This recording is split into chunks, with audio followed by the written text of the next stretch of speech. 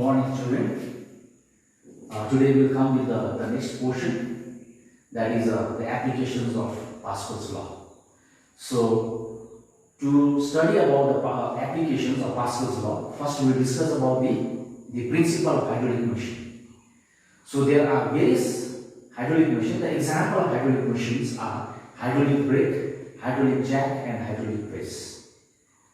Now, the hydraulic machine, the principle of hydraulic machine is that the force applied on a smaller piston is transmitted to produce a larger force on a bigger piston.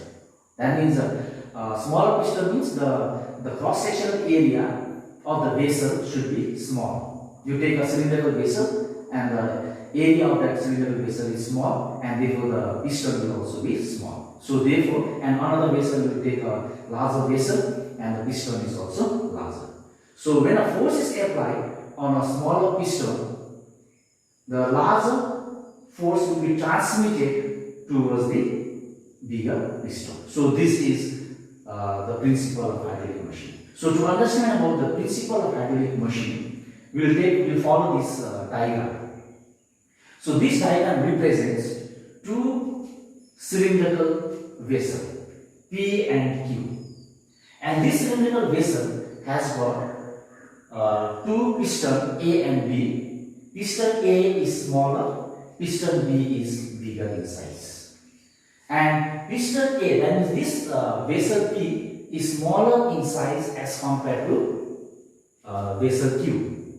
Vessel P is small and vessel Q is bigger in size. And therefore, since the vessel is smaller, so therefore the piston, the water type piston, this we call it as a water type piston. Okay, this piston is also smaller and this piston is bigger.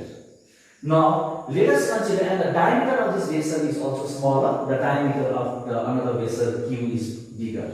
Okay, and let us consider the cross-sectional area of this vessel P is A1. Cross-sectional area means the area of this vessel P. Let the cross-sectional area be A1, okay, and here the cross-sectional area is A2. Now, and both the vessels are filled with the liquid. It is filled with the liquid. And these vessels are connected with a horizontal tube R. These vessels are connected with the horizontal tube. Now, the weight is placed on the piston A. Okay, on the piston A, that is on the smaller vessel, you keep the weight.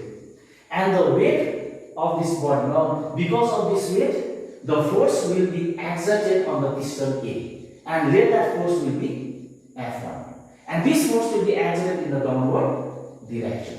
So when the force will be exerted in the downward direction, the pressure is produced in a liquid. That means this pressure is produced by the piston A, and let us consider the pressure will be P1. So therefore the pressure exerted on the vessel, the cylindrical vessel P is P1. Pressure equals to force divided by area, F1 divided by A1.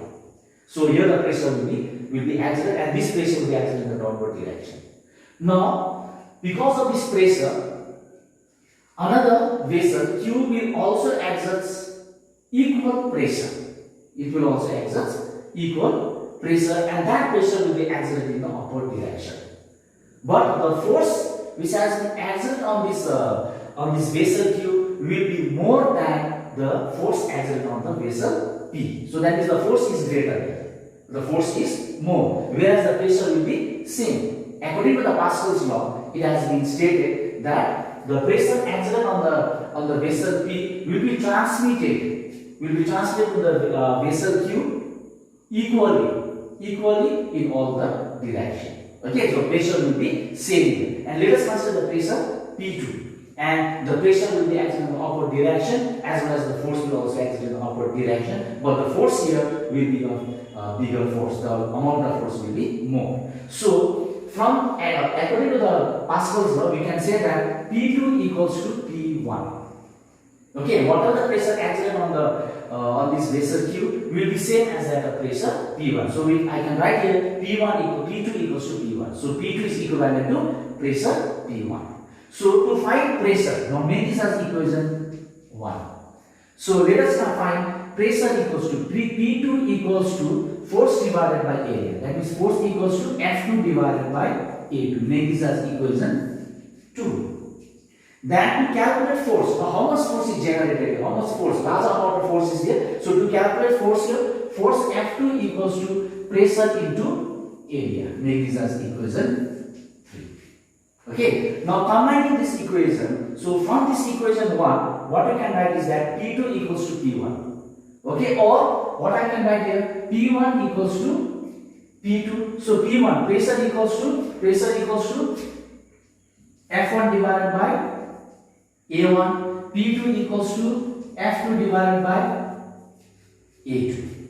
Okay, so this is since the pressure is same. So pressure is same, so I can write here F1. Since pressure P1 equals to F1 upon A1 and P2 equals to F2 upon A2. So what I can write here is that F2 divided by F1 equals to A2 divided by A1. So or what I can write here, F2 divided by F1, then A2 divided by A1. So what I am writing is that the force exerted on this vessel Q is more than the force produced in vessel P. So that means vessel P has got less force, vessel Q has got more force. So that means F2 is greater than F1. So I can write it here F2 divided by F1. Similarly, cross-sectional area, that is A2, cross-sectional area of this vessel is more because the diameter is more. So A2 is divided by A1, or A2 is greater than A1. So therefore I can write it here F2 is greater than F1 and